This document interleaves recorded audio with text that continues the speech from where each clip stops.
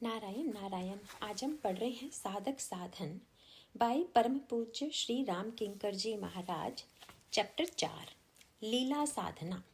श्री राम शरणम मम। मानस में कल्प भेद की बात अधिकांश लोगों को उलझन में डाल देती है। मानस की मान्यता से प्रत्येक कल्प में राम का अवतार होता है और प्रत्येक कल्पों में अवतार कारण भी भिन्न होते हैं। मानस में इसी बात को लेकर कल्प एक दुई कहूं बखानी का प्रयोग किया गया है। मानस में 4 कल्पों की कथा का उल्लेख है, जिसमें चौथे कल्प की कथा का विस्तृत वर्णन है। नंबर 1, जय विजय को सनकादि शाप देते हैं। वे ही रावण कुंभकर्ण के रूप में जन्म लेते हैं। इनके उदाहरणार्थ अवतार। नंबर 2, नारद क्षीरशायी को शाप देते हैं। उनके वचन पूर्णार्थ अवतार। नंबर 3, वृंदा ने शाप दिया, उसके लिए अवतार। और नंबर 4, प्रताप भानु रावण होता है, मनु शत्रुपा की आकांक्षा पूर्ति के लिए अवतार। राम जन्म के हेतु अनेका। इन चारों प्रकारों को एक साथ रामावतार में समझ लेने पर कोई विशेष उलझन नहीं रह जाती। फिर भी कुछ बातें बीच में ऐसी होती हैं जो भ्रम की सृष्टि कर देती हैं। प्रताप भानु जब रावण के रूप में जन्म पाता है, तब देवता प्रभु से अवतरण की प्रार्थना करते हैं। इसके उत्तर में उन्होंने अवतार लेने की स्वीकृति देते हुए कहा, कश्यप अदिति महातप कीन्हा, तिन कहूँ मैं पूरब बर दीन्हा, ते दशरथ कौशल्या रूपा, कौशलपुरी प्रगट नर भूपा। अब यहाँ मनु शत्रुपा के स्थान पर कश्यप अदिति का उल्लेख असंगत लगता है और इसके साथ नारद शाप की बात से और कोई भी कठिनाई हो गई। नारद वचन सत्य सब कही हूँ, परम शक्ति समेत अवतर हूँ।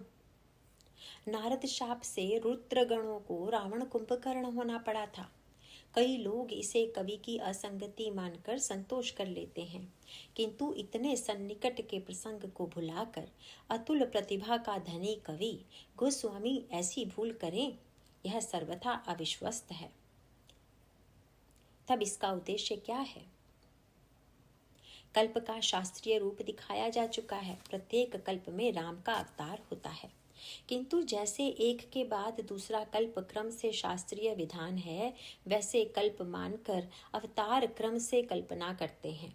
ऐसी मान्यता के कारण ही इन विरोधी की संगति नहीं लग पाती। यह हमारा सौभाग्य है कि गोस्वामी जी ने अपने ग्रंथ की उलझनों का समाधान मानस के ही विविध प्रसंगों में दे दिया है। कल्प का रहस्य समझने के लिए अंतिम सोपान के काग प्रसंग का अध्ययन गंभीरता से करना चाहिए, जिसे हम पहले लिख चुके हैं। प्रति ब्रह्मांड राम अवतारा, देखूं बाल विनोद अपारा, भिन्न भिन्न मैं दिखूं सबू, अति विचित्र हरिजान, अगिनत भुवन फिरेऊं प्रभु, राम न देख्यूं आन। राम ही एकमात्र ऐसे थे जो कि सर्वत्र वहीं थे। उद्देश्य स्पष्ट है कि समस्त ब्रह्मांडों के ब्रह्म भगवान पृथक पृथक नहीं हो सकते, राम एक हैं। समस्त ब्रह्मांडों में सृष्टि है, जहाँ सृष्टि है वहीं रावण की समस्या है। रावण अवश्य है, किंतु विभिन्न ब्रह्मांडों में रावण का भिन्न भिन्न रूप है। कहीं जय रावण है, कहीं जलंधर रावण है, कहीं रुद्रगण रावण है, कहीं प्रताप भानु रावण है। इसी प्रकार मनु शत्रुपा, कश्यप अदिति, दशरथ कौशल्या आदि भिन्न भिन्न व्यक्ति हैं। काग अपने दृष्टिकोण से 101 कल्प तक विभिन्न ब्रह्मांडों का भ्रमण करते रहे। उस समय उनकी दृष्टि में भी कालक्रम था, पूर्वापर का अभेद था, विभेद था। उनके लिए देश काल पूर्वापर में था, क्योंकि वे एक के बाद दूसरे में गए होंगे, किंतु ब्रह्म की दृष्टि समाकाल में ही है, जिसका बोध काग को भेदों से बाहर आने पर 2 घड़ी मात्र के रूप में ज्ञात हुआ। कौन सत्य है, इसकी मीमांसा कठिन है। जनक ने एक बार स्वप्न में अपने को भिक्षुक रूप में देखा, जागने पर अपने को सेवकों से घिरा देखा। कौन सत्य है? सभा में आकर जनक ने स्वप्न को बिना बताए प्रश्न किया। तब तत्वज्ञ अष्टावक्र ने न यह सच और न वह सच कहकर जनक का समाधान किया। 2 घड़ी और 101 कल्प काल की अनुभूति मात्र है, उसकी कोई ठोस सत्ता नहीं है। आकाशवाणी नवगिरा ब्रह्म की वाणी है, उसके लिए पूर्ण और व्यापक दृष्टि से बोल पाना ही संभव है। मानस में चारों कल्प अनंत कल्पों के प्रतीक एक साथ चल रहे हैं। ब्रह्म ही किन्हीं लोगों की दृष्टि में वैकुंठवासी नारायण प्रतीत होते हैं, तो दूसरों के लिए क्षीरशायी विष्णु। देवताओं के इस विवाद का भगवान शिव ने यही समाधान दिया था। प्रभु तो सर्वत्र हैं, यदि कोई उन्हें वैकुंठ या क्षीर सागर में देखता है तो इसमें अनौचित्य कहाँ है। हरि व्यापक सर्वत्र समाना, प्रेमति प्रगट होई मैं जाना। देश काल दिसि बिदसि हूँ माही, कहूँ सो कहा जहाँ प्रभु नाही। यदि वे अयोध्या में अवतरित होकर अपूर्ण या अंश नहीं हो जाते तो फिर वैकुंठ या क्षीरशायी होने पर अपूर्ण या अंश कैसे हो जाएंगे। दुर्भाग्यवश बहुतों ने यह मान लिया है कि गोस्वामी जी राम को पूर्ण मानते हैं और वैकुंठवासी या क्षीरशायी को अपूर्ण। संभवतः इसका कारण मनु प्रसंग का यह वाक्य है, शंभु विरंचि विष्णु भगवाना, उपजहि जासु अंसते नाना। इसका उत्तर देने से पूर्व मैं आपका ध्यान इस ओर आकृष्ट करना चाहूंगा कि गोस्वामी जी ने कथा की अन्य रामायणों में से भिन्नता का उल्लेख करते हुए केवल कल्प भेद का कारण बताया, किंतु उन्होंने यह नहीं कहा कि अन्य रामायणों में जिन राम का वर्णन है वे भिन्न थे अथवा विष्णु के अवतार थे। उनके शब्द हैं, कलप कलप प्रति प्रभु अवतरहि, चारु चरित नाना विधि करहि, तब तब कथा मुनि सन गाई, परम पुनीत प्रबंध बनाई। भगवान शिव भी यही कहते हैं कि एक बार प्रभु ने अमुक कारण से, दूसरी बार अमुक कारण से अवतार लिया। इसका तात्पर्य यही है कि प्रभु तो एक ही हैं, अवतार के कारण भिन्न भिन्न हैं। यदि भगवान में भिन्नता होती तो कारणों से भिन्नता न बताकर रूप आदि विग्रहों की भिन्नता का संकेत किया जाता है। मनु के प्रसंग वाली पूर्वोक्त पंक्ति में स्पष्ट उद्देश्य है कि समस्त ब्रह्मांडों में उत्पत्ति, पालन तथा संहार के लिए त्रिदेव हैं, ब्रह्मा, विष्णु तथा शिव। कोटि कोटि ब्रह्मांडों में पृथक पृथक त्रिदेव हैं। तब स्वभावतः ब्रह्म राम के अंश से कोटि कोटि ब्रह्मा, विष्णु, शिव की उत्पत्ति माननी होगी। मनु के समक्ष ब्रह्मा, विष्णु, शिव आते हैं और वे उनसे वर की याचना नहीं करते, क्योंकि वे त्रिदेव एक ही ब्रह्मांड के संरक्षक हैं। मनु की आकांक्षा सगुण, जो इससे पहले हो चुका है, उसे देखने की नहीं, अपितु अगुण को ही देखना है। पर वह तो मनु का दृष्टिकोण है। नारद मोरे हितु हरि सम नहीं कोई कहकर जब क्षीरशायी विष्णु को पुकारते हैं, तब क्या नारद अपूर्ण को भगवान मान बैठे थे? और मनु को जो पूर्ण भगवान का ज्ञान था, यह तर्क सर्वथा हास्यास्पद नहीं हो जाएगा? सनक आदि जो ब्रह्मानंद में लीन रहने वाले निर्गुण निष्ठ महापुरुष थे, जब वे वैकुंठ में नारायण दर्शन के लिए गए, तब क्या वे उन्हें अपूर्ण मानकर गए थे? सगुण साकार विग्रह भक्त की भावना और प्रेम का परिणाम है। उसमें कोई छोटा बड़ा नहीं होता। वह तो अपने भाव की दृष्टि से एक रूप को पूर्ण स्वीकार करता है। गोस्वामी जी ने यदि कृष्ण को प्रणाम न कर उनसे जब राम रूप के ग्रहण की प्रार्थना की, तो इसका तात्पर्य क्या है? क्या वे कृष्ण को अपूर्ण और राम को पूर्ण मानते थे? वेश परिवर्तन से क्या अपूर्ण पूर्ण हो गया? जो राम रूप के होते ही उन्होंने प्रणाम किया। वेश परिवर्तन की प्रार्थना ही यह स्पष्ट बता देती है कि वे दोनों को अभिन्न मानते थे। यह तो वैसी ही बात है जैसे आप अपने मित्र के वस्त्रों को देखकर कहें कि भाई, इस वस्त्र को उतार कर तुम वह वस्त्र धारण कर लो जिसे तुम कल मेरे यहाँ धारण करके आए थे। नारद और सनक आदि ऋषियों का क्षीरशायी नारायण को पूर्ण मानना और मनु का अगुण से सीधे प्रकट होने की प्रार्थना बड़ी मनोवैज्ञानिक है। नारद और सनक आदि का क्षीर सागर और वैकुंठ में अव्याहत प्रवेश है। इन्होंने पूर्ण को भक्ति और प्रीति से इस रूप में पा लिया है। यह देवताओं के लिए अभिव्यक्त प्रभु का स्वरूप है। मानव जाति के आदि पुरुष मनु देवताओं के लिए रूपधारी ब्रह्म का दर्शन क्यों चाहें? भक्तों के भगवान तो निज होते हैं, उन्हें देवता ब्रह्म की अपेक्षा नहीं है जो चतुर्भुज हैं। उन्हें तो मानव ब्रह्म की अपेक्षा है। भक्त को ज्ञात है कि केवल देवताओं के लिए ही लीला तनु ग्रहण नहीं करते हैं, सीधे मनुष्य के लिए भी एक नया रूप ग्रहण कर आ सकते हैं। अतएव मनु ने देव रूप अस्वीकार कर दिया। यह मानव जाति के गौरव की रक्षा है। देवता ही अपने ब्रह्म द्वारा लोक कल्याण नहीं कराते। मनुष्य भी इतना महान है कि वह ब्रह्म को व्यक्त करके उन्हें देवों को सुखी बनाता है और संकट में पड़े हुए देवताओं के रक्षार्थ उन्हें राम को वन में भी प्रेषित कर देता है। इसीलिए मानव शरीर देवताओं के लिए ईर्ष्या की वस्तु है। कल्पों की समकालीनता के साथ साथ ब्रह्म, क्षीरशायी और नारायण की अभिन्नता को दृष्टिगत रखकर विचार करने से उलझने सुलझ जाएंगी। देवताओं में कह पाई प्रभु करई पुकारा का मतभेद उपस्थित हो जाने पर भगवान शिव द्वारा उद्घोषित ब्रह्मा वही प्रार्थना करते हैं जिस प्रार्थना में भी सभी भावनाओं का समावेश है। वे सिंधु सुता प्रिय कंता हैं, जय जय अविनाशी सब घटवासी व्यापक परमानंदा भी हैं। पालन सुर धरनी के रूप में लोकपाल विष्णु भी हैं। साथ ही जे ही सृष्टि उपाय विविध बनाई कहकर उनकी पृथकता भी कह देते हैं। अब आकाशवाणी पर ध्यान दीजिए।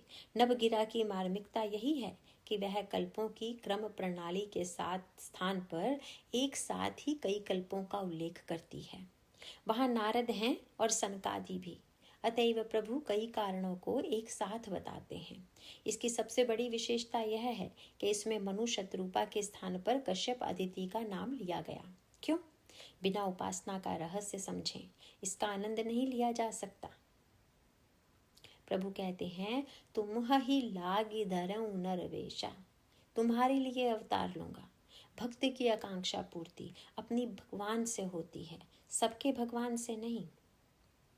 मनु शत्रुपा का उल्लेख कर देने से तुम ही लागी का रस समाप्त हो जाएगा। अत्यधिक सामीप्य का बोध कराने के लिए तुम्हारे लिए नरवेश धारण करूंगा कहकर देवर्षि को तो प्रसन्न किया ही, साथ ही देवताओं को भी यह संकेत दे दिया कि तुम्हारी ही सहायता से रावण वध करूंगा। इस गगन गिरा में देवताओं की भावनाओं का प्रत्युत्तर है। इसकी संगति भावगत है, न कि स्थूल कारणगत। ठीक इसके प्रतिकूल मनु के समक्ष प्रकट होने पर अन्य किसी कारण का उल्लेख न करके केवल तुम्हारे लिए अवतार लूंगा मात्र संकेत करते हैं। इच्छामय नरवेश संवारे हो हई प्रगट निकेत तुम्हारे, असहन सहित देह धरिताता करिहूं चरित भगत सुखदाता। जे सुनी सादर नर बड़ भागी भव तरिहि ममता मद त्यागी। आदि शक्ति जही जग उपजाया सौ अवतर ही मोरी यह माया। पूर्व औब में अभिलाष तुम्हारा सत्य सत्य मन सत्य हमारा। इस गगन धन घोष में न कहीं रावण व्यथार्थ संकल्प है और न भूभार हरणार्थ बात। यहाँ तो करिहूं चरित भगत सुखदाता का ही उद्देश्य है। उपासना की दृष्टि से इसका मुख्य लक्ष्य यह संकेत देता है कि भगवान कारक पारक हैं, फिर भी वे जब कारण स्वीकार करते हैं तब उसी भक्त की भावना को सर्वस्व मानते हैं, जिसकी आकांक्षा का परिणाम वही रूप होता है।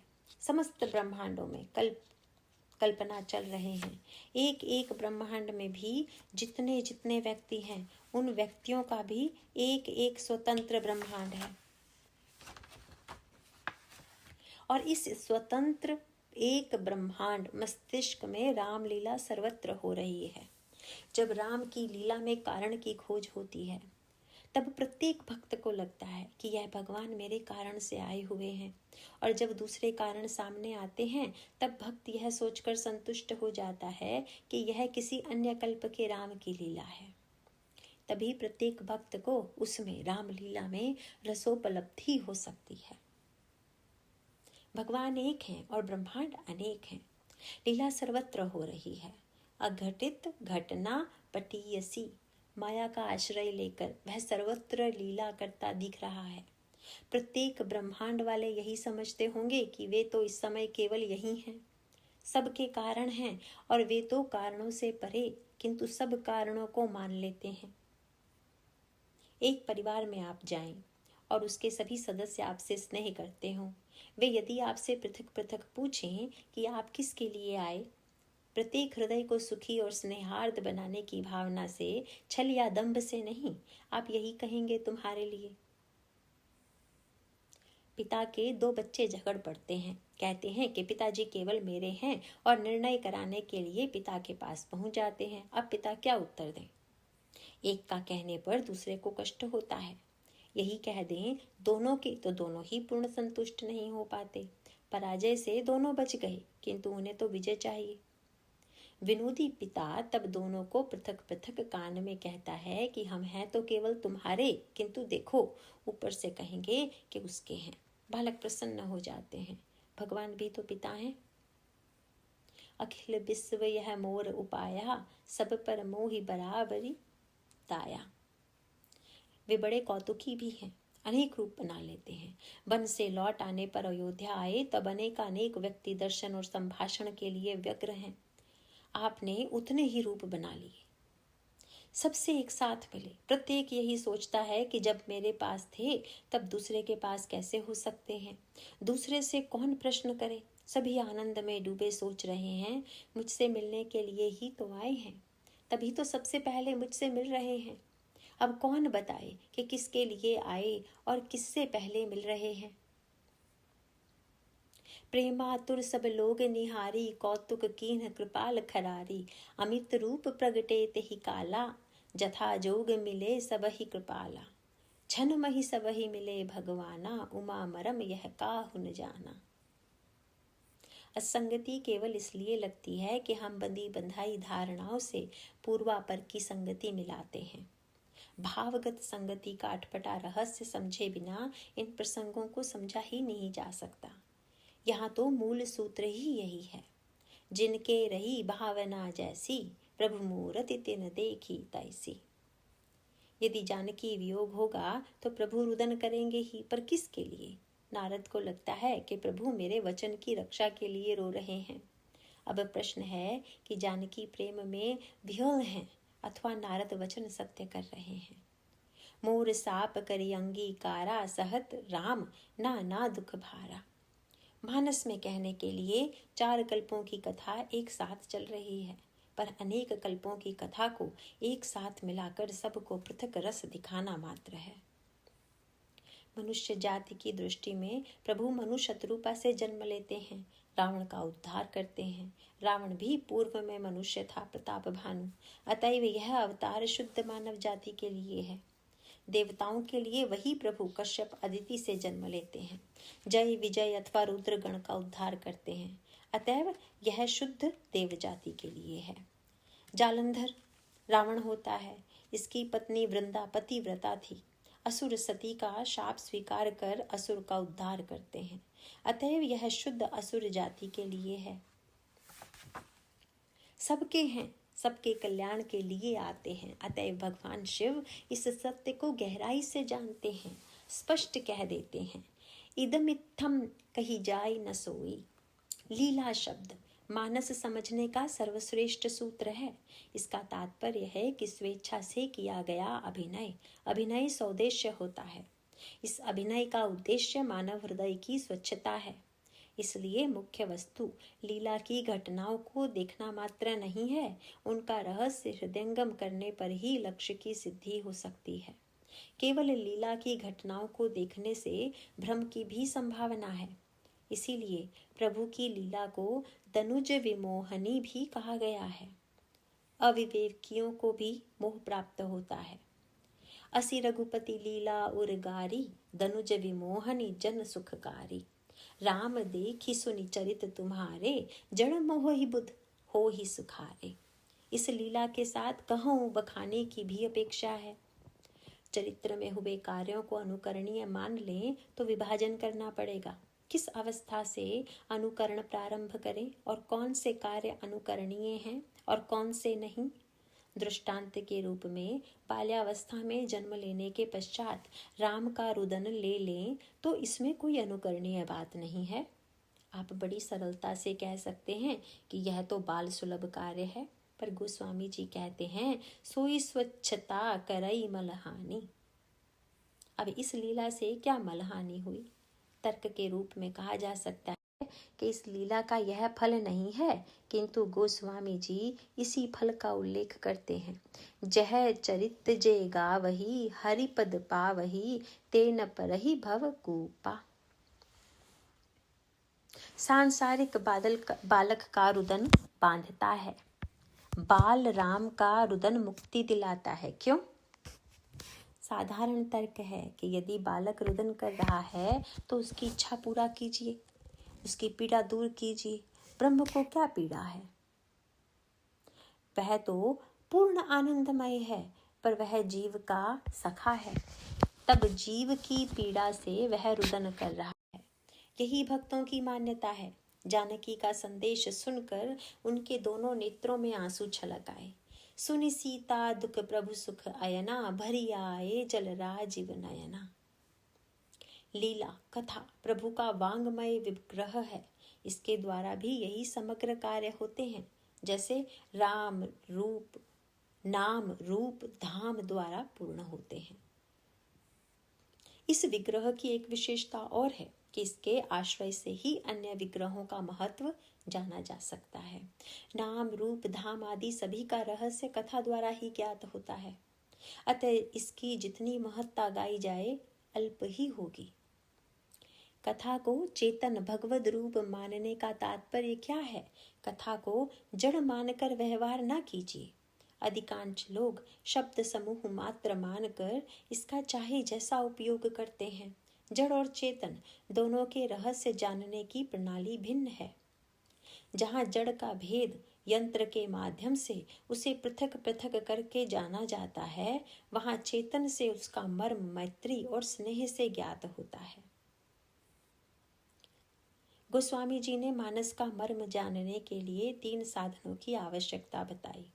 जो श्रद्धा संबल रहित नहीं संतन कर साथ, तिन कहूँ मानस अगम अति, जिन ही न प्रिय रघुनाथ। श्रद्धा, संत संग एवं राम प्रियता के अभाव में मानस अगम ही नहीं अति अगम है। स्पष्ट है कि नायक के प्रति द्वेष आदि लेकर चलें तो प्रत्येक क्रिया में दोष ढूंढा जा सकता है। क्रिया प्रत्यक्ष दिखाई देती है, भावना निराकार है। अब भावना का चित्र खींचते समय व्यक्ति स्वयं ही अपनी भावना को आरोपित करके उसी चित्र को दूसरे का चित्र मान लेता है। यह ऐसा ही है जैसे दर्पण में अपनी कुरूप आकृति को देखकर व्यक्ति झुंझला उठे और यह कहे कि क्या कुरूप मुख देखना पड़ रहा है। बिहारी ने एक श्रृंगारिक दोहा लिखा। गांव में एक नववधू आई। आने के पहले ही उसके रूप की ख्याति आ चुकी थी, पर नववधू को देखकर ग्राम स्त्रियां बड़ी निराश हुई। क्यों? नववधू इतनी सुंदर थी कि उसके कपोल दर्पण के समान चमक रहे थे। प्रत्येक स्त्री को अपनी ही आकृति उसमें दिखाई पड़ी। मुकुर कपोलिनी देखी, सबई गंवारिन गांव की गई आपू समपेखी। रामचरित्र के समझाने में भी यही समस्या सामने आती है। यद्यपि यह तो कहा ही जा सकता है कि राम द्वारा देखा गया चित्र भी वास्तविक नहीं है। दुर्जन तोषण न्याय से इसे मान भी लें तो यह प्रश्न आता है कि यदि आकृति का निर्माण कल्पित करना ही हो तो कुरूप की क्यों कल्पना करें। व्यवहारिक दृष्टि से भी इसमें जो हानियां हैं उस पर भी सजग दृष्टि रखने की आवश्यकता है। समाज में कुछ पात्र ऐसे होते हैं जो एक व्यक्ति को कुछ अधिक महत्व देते हैं। सैकड़ों वर्षों से कोटि कोटि व्यक्तियों के अंतःकरण में जो श्रद्धा की प्रतिमा है, जिससे वे प्रेरणा और आशा का संदेश पाते रहे हैं, उसे खंडित कर देना सहज है, पर उसके द्वारा हम व्यक्ति की आस्था को नहीं तोड़ सकते। तोड़कर हम अपनी ही कुत्सित रुचि का परिचय देते हैं। मनुष्य के जीवन में भावना के केंद्रीकरण के स्थान होते हैं। यथा ध्वज एक वस्त्र खंड मात्र ही तो है, पर इसकी रक्षा की आन बान शान में लक्ष लक्ष व्यक्ति मर मिटते हैं। आप इसे क्या कहिएगा? क्या एक आध रुपए के कपड़े के पीछे जान दे देने वाला अविवेकी होगा अथवा देशभक्त वीर? इस प्रकार पैसे, रंग, कपड़ा से मूल्य आंकने वालों को हम किस दृष्टि से देखें? राम आज एक व्यक्ति के रूप में नहीं है, उन्हें हम विराट का साक्षात रूप मानते हैं। वे हमारे लिए आदर्श और विश्वास के केंद्र हैं। उन्हें, राम को, वहां हृदय से हटाकर आप रावण को स्थापित करना चाहते हैं। अरे इसका परिणाम क्या होगा? रावण भी नहीं बैठ पाएगा, मनुष्य आस्था विहीन हो जाएगा। इस प्रकार संशयालु वृत्ति दोनों को हटाकर संशय का राज स्थापित कर देगी। परिणाम होगा संशयात्मा विनश्यति। इसके विपरीत यहाँ तो दोहरी सजगता है। हम राम को परम सुंदर रूप में अंकित करते ही हैं, पर जिस रावण को हम कुरूपतम चित्त रूप में चित्रित करते हैं, उसके प्रति भी द्वेष ना हो जाए, इसके लिए भी भक्त सावधान है। क्योंकि भक्त कभी भी दोष देखना उचित नहीं मानता। किसी के दोष देखने पर हम दोषी को उससे अभिन्न मानकर द्वेष करने लगते हैं। अब यदि दोष देखें तो द्वेषी से द्वेष होकर स्वयं हमारे हृदय में दोष आ जाएगा। दोष सर्वथा न देखें तो हम बुराइयों को स्वयं कैसे छोड़ें? दोष देखकर कैसे दोषी से द्वेष ना हो, यह कला भक्तों से सीखनी चाहिए। हम रावण में समस्त दोष देखते हैं, परिणाम में उसका पतन देखते हैं। फिर भी ठीक प्रारंभ में हमें यह बतला दिया जाता है कि द्वारपाल हरि के प्रिय दो, अथवा रहे तहां दुई रुद्रगण। अंत में प्रिय स्मरण दिलाते हैं, तासु तेज समान प्रभु आनन। बुराइयों से कैसे पतन होता है, लीला में यह सीखे। अंत में सभी अभिनेता गले मिले, रस भी मिला और शिक्षा भी मिली। अपरंच द्वेष किसी के प्रति हुआ नहीं। मानस ने बुराई बताई किंतु किसी को बुरा नहीं बनाया। इसीलिए रावण और गीत दोनों को मुक्ति दिलाई गई। मानस को समझने के लिए राम के प्रति स्नेह होना चाहिए, राम से द्वेष नहीं। इस मानस सर तक पहुंचने के लिए श्रद्धा और सत्संग का होना परम आवश्यक है। मानस में श्रद्धा की विस्तृत व्याख्या ज्ञान दीपक के प्रसंग में है। ज्ञान दीपक प्रज्वलित करने के लिए जिस घृत की अपेक्षा है, उसका प्रथम रूप दुग्ध गौ से प्राप्त होगा, और वह गाय सात्विक श्रद्धा है।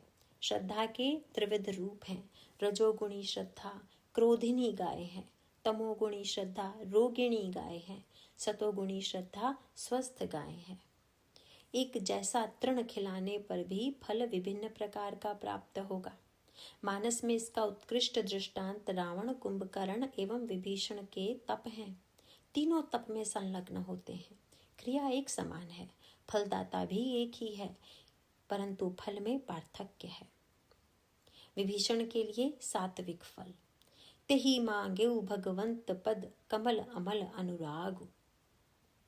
रावण के लिए राजस फल, हम काहू के मरही न मारे।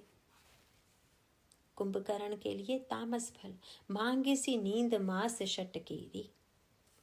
तीनों के जीवन में वरदान का प्रभाव इस रूप में दिखाई पड़ा। सतोगुणी चलो हर्षि रघुनायक पाही, रजोगुणी हरिहु नारी जीति रन दो, तमोगुणी महिष खाई करी मदिरा पाना, गर्जा बज्रा घात समाना, कुंभकर्ण दुर्भद रण रंगा, चला दुर्ग तज सेन न संगा। सत्संग तो भक्ति का मूल आधार है। बिना उसकी कृपा के भक्ति की प्राप्ति होना असंभव है। भक्ति तात अनुपम सुख मूला, मिल ही जो संत होई अनुकूला। संत ही भगवत कथा का वास्तविक अर्थ जानता है। साधारण स्वार्थी व्यक्ति तो अपनी ही भावना को आरोपित कर देता है। वह अपनी ही दुर्बलताओं का समर्थन राम कथा में भी ढूंढता है। विधान लॉ की रचना न्याय के लिए हुई है, पर अपराधी का वकील उसमें छिद्र ढूंढता है जिस मार्ग से वह अपने अभियुक्त को निकाल कर ले जा सके। हमारा मन अपराधी है और वह बुद्धि को अपना वकील मानता है। वह पुराण, शास्त्र, गीता, मानस आदि सर्वत्र से उसके अपराध का समर्थन, छूट खोज निकालता है। वक्ता यदि स्वयं स्वार्थ युक्त और मलिन बुद्धि का है तो वह भी उसी की सिद्धि में लग जाएगा। वक्ता का कार्य श्रोता के मन को ऊपर ले जाना है, पर जब वह अपने को श्रोता के मन की श्रेणी में लाता है तब स्वयं नष्ट परान नाश्यति का सिद्धांत सत्य कर दिखाता है। श्रद्धा, सत्संग एवं भगवत प्रेम, इन तीनों को आधार बनाकर राम कथा का मनन चिंतन करने से जीवन में पूर्ण स्वच्छता आ सकती है, क्योंकि मानस में व्यवहारिक एवं पारमार्थिक आदि समस्त तत्वों का समन्वय है। राम के चरित्र में नागरिकता और सुसंस्कृति के समस्त अंगों को हम पा सकते हैं। उनका उठना बैठना, चलना, हंसना आदि सब आदर्श हैं। गोस्वामी जी ने इनके अनेक मधुर चित्र उपस्थित किए हैं। राघवेंद्र अनुज लक्ष्मण सहित विश्वामित्र के सन्निकट जनकपुर में बैठे हुए हैं। लक्ष्मण के हृदय में नगर परिभ्रमण की आकांक्षा का उदय होता है। लक्ष्मण के जीवन का विशिष्ट उद्देश्य ही प्रभु की यश पताका को ऊपर उठाए रखना है। इसीलिए जनक ने दोनों भाइयों को देखकर कह ही दिया, इनकै प्रीति परस्पर पावनी, कहीं न जाई मन भाव सुहावनी। एक दूसरे के प्रति पवित्र प्रेम है जहां दोनों एक दूसरे को सुखी बनाने के लिए व्यग्र हैं। इसीलिए संभवतः लक्ष्मण के हृदय में नगर देखने की अपेक्षा जनकपुर वासियों को प्रभु का दर्शन कराने की इच्छा अधिक रही हो, पर इस आकांक्षा को वे प्रकट नहीं कर पाते। मन ही मन मुस्कुरा रहे हैं। राम ने उनके मन की भावना और गति को पहचान लिया। यह भी दोनों के हृदय की एकता का सूत्र है। अब राम प्रीति और नीति का समन्वय अपने व्यवहार द्वारा प्रस्तुत करते हैं। परम विनीत सुकुचि मुस्काई, बोले गुरु अनुशासन पाई। लक्ष्मण का प्रेम उन्हें व्यवहार से विमुख नहीं करता। नम्रता से नमन करके संकोच भरी वाणी से मुस्कुराते हुए जब राम नगर देखने की आज्ञा मांगते हैं तब वे अपने शील युक्त व्यवहार से विश्वामित्र के हृदय को गदगद बना देते हैं। मुनि ने राम की सराहना किया। सुनी मुनि सुकह बचन सप्रीति, कसन राम तुम राखो नीति। धर्म से तु पालक तुम ताता, प्रेम विवश सेवक सुखदाता। प्रेम विवशता और धर्म सेतु संरक्षण साधारणतया विरोधी कार्य हैं, भावना और कर्तव्य के प्रतीक हैं, पर राम दोनों का समन्वय प्रस्तुत करते हैं। हृदय में प्रीति और व्यवहार में नीति, यह राम की समन्वय पद्धति है। हृदय में नीति व्यक्ति की अंतःकरण की सरसता को समाप्त कर देती है और व्यवहार में प्रीति का प्राधान्य सामाजिक मर्यादा को नष्ट कर देता है। हृदय में नीति का भाव जो अत्यधिक सावधानी ला देता है वह प्रेम की भावना के सर्वथा विरुद्ध है। प्रेम बहने और डूबने की वस्तु है। नीति सजगता और तैराकी की शिक्षा देती है। बाह्य व्यवहार के लिए नीति भले ही काम की वस्तु हो, पर अंतः रस के लिए प्रेम की ही अपेक्षा है।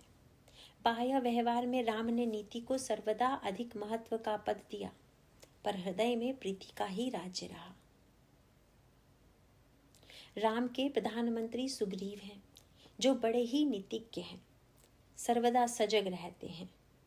हनुमान जो कि प्रीति पक्ष के महासमर्थक हैं, इन्हें सेवक का ही पद प्राप्त है, पर अंतर्मन में हनुमान को जो स्नेह प्राप्त है वह स्नेह सुग्रीव के लिए दुर्लभ है। सीता अन्वेषण के लिए वानरों को सभी दिशाओं में भेजा जाता है। सभी वानरों में एक लक्ष्य के प्रति चेतना जागृत करने के लिए यह सर्वश्रेष्ठ उपाय था कि सभी को जानकी के अन्वेषण में भेजा जाए। किसी को ऐसा प्रतीत नहीं होना चाहिए कि अमुक उपयुक्त नहीं है। यह राम की नीति थी। यद्यपि प्रभु जानत सब बाता, राजनीति राखत सुरत्राता। अंतर्मन में प्रीति के प्रति महत्व है ही। जानकी के समीप संदेश भेजने के लिए भगवान श्री राम हनुमान का ही चुनाव करते हैं। उस चुनाव की कसौटी भी अनोखी है। पाछे पवन तनय सिरुनावा, जानि काज प्रभु निकट बुलावा। परसा शीस सरोरु पानी, कर मुद्रिका दीन ही जन जानी। बहु प्रकार सीत ही समझायहूँ, कही बल बिरह बेगी तुम आयहूँ। यहाँ पर हनुमान जी का सबसे अंत में प्रणाम करना प्रभु के आदर्श के अनुकूल ही था, क्योंकि स्वयं हनुमान जी कभी प्रभु के परम परिचित होने का गौरव प्रदर्शन करने की चेष्टा नहीं करते। यह उनकी निरहंकारिता तो है ही, साथ ही प्रभु को इससे बाह्य व्यवहार करने में भी सुविधा हो गई। यदि वे प्रारंभ या मध्य में प्रणाम करते तो उन्हें प्रभु मुद्रिका दे देते, तो क्रमिक रूप से प्रणाम करने के लिए पीछे खड़े अन्य वानर इस दृश्य को देखकर अपने को निष्प्रयोजनीय समझ लेते। सभी के प्रणाम कर लेने के पश्चात अंत में प्रणाम करने पर, अब जबकि अन्य वानर दूर जा चुके थे, तब प्रभु के समक्ष यह समस्या सामने नहीं आई। दूसरी ओर लंका में भी प्रविष्ट होकर हनुमान जी के द्वारा भक्ति देवी तक संदेश पहुंचाने के लिए समग्र योग्यता के होते हुए भी उनके पीछे रहने का अहम शून्य भावना ही सहायक हुई। लंका यात्रा की सभी घटनाओं से यही तथ्य सिद्ध होता है। सुरसा द्वारा हनुमान जी की परीक्षा का रहस्य भी यही था। यह तो स्पष्ट है कि सुरसा अपने खाने के लिए नहीं, परीक्षा के लिए भेजी गई थी। उसने क्या कहा? आज सुरन मोहि दीन आहारा। वस्तुतः लंका में जो होने वाला है, सुरसा उसी का प्रदर्शन करती है। आगे नगर में प्रविष्ट होते हुए लंकिनी सचमुच ही खाने के लिए दौड़ेगी। मोर आहार जहां लगी चोरा। लंका शतयोजन विस्तीर्ण है, सुरसा अपना मुख भी शतयोजन का बनाती है। हनुमान जी उस होड़ में पहले दूना बनते हैं। यह उनके बड़े होने की क्षमता का सूचक है। इसका उपयोग उन्हें कई बार करना पड़ता है। मुठिका एक महाकपि हनि, सुनि कपि प्रगट कीन्ह निज देहा। अट्ठहास करी गर्जा कपि, बड़ी लाग आकाश। फिर भी उनकी महत्ता केवल बड़े होने में ही नहीं है। सुरसा का शतयोजन मुख होते ही वे लघु रूप धारण कर उसके मुख में प्रविष्ट होकर लौट आते हैं। वस्तुतः लंका में प्रवेश करने की यही पद्धति है। इस प्रकार भगवान राम और उनकी लीला के माध्यम से व्यक्ति का जो चरित्र निर्माण होगा, उसी को दृष्टिगत रखकर गोस्वामी जी ने कहा, लीला सगुन जो कहई बखानी, सोई स्वच्छता करई मलहानी। प्रेम भगति जो बरनि न जाई, सोई मधुरता सुशीतला ताई। मानस सर के सलिल की दो विशेषताएं मधुरता और शीतलता हैं, जो कि सिद्ध कवि की दृष्टि में मानस सलिल में प्रेम की मधुरता एवं भक्ति की शीतलता है। भक्ति की व्याख्या तो बड़ी विस्तृत है। यूं तो प्रेम को भी उसकी सीमा में ले सकते हैं, परंतु भक्ति के क्षेत्र की व्यापकता में यदि प्रेम को ले लेवें तो हमें प्रेम की महत्ता का बोध नहीं हो पाता।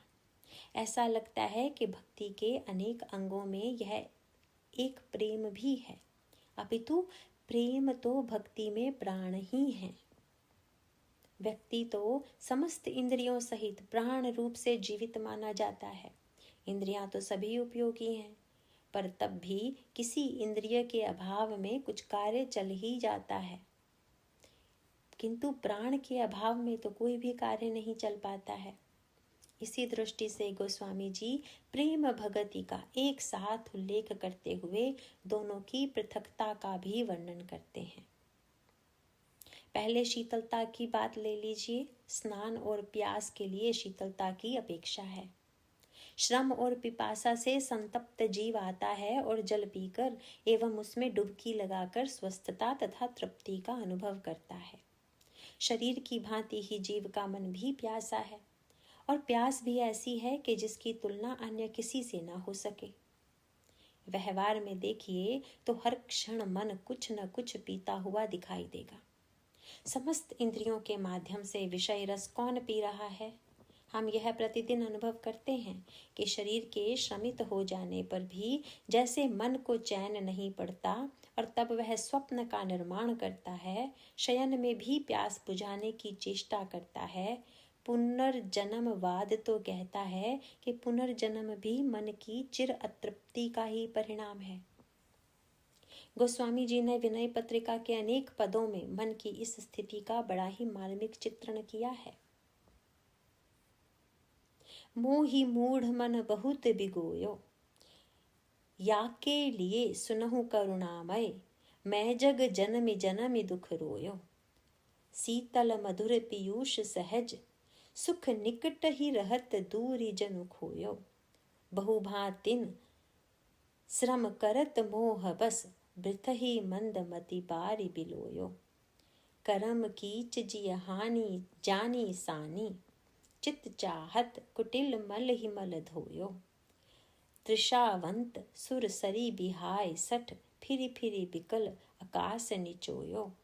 तुलसीदास प्रभु कृपा करहूँ अब, मैं निज दोष कछु नहीं गोयो। डासत ही गई बीती निशा सब, कबहू न नाथ नींद भरी सोयो। ऐसी स्थिति में जहाँ जल पीकर भी प्यास ना बुझे, स्नान करके भी शीतलता ना आए, तो जल में ही कोई त्रुटि होगी। तब गोस्वामी जी हमें आमंत्रित करते हैं। अद्भुत सलिल सुनत गुणकारी, आस पियास मनोमलहारी। भय श्रम शोषक तोषक तोषा, समन दुरित दुख दारिद दोषा। काम कोह मद मोह नसावन, विमल विवेक विराग बढ़ावन। सादर मज्जन पान किए ते, मिटहि पाप परिताप हिए ते। वे कहते हैं कि ऐसी विशेषता तो केवल मानस के सलिल में ही मिलेगी, जिसकी शीतलता में वह भक्ति है जो जीव के श्रम का अपहरण करके तृप्ति का दान देती है। भक्ति का श्री गणेश ही यहीं से होता है। जब जीव थका हुआ तृप्ति की खोज में है, तब स्वभावतः वह तृप्ति की खोज विषय में करता है, और तब वह संसारी जीव भटकते भटकते जब तृप्ति के लिए श्री राम की ओर बढ़ता है, तब भक्ति की सीमा में प्रवेश करता है। चैप्टर 4 समाप्त होता है। नारायण नारायण।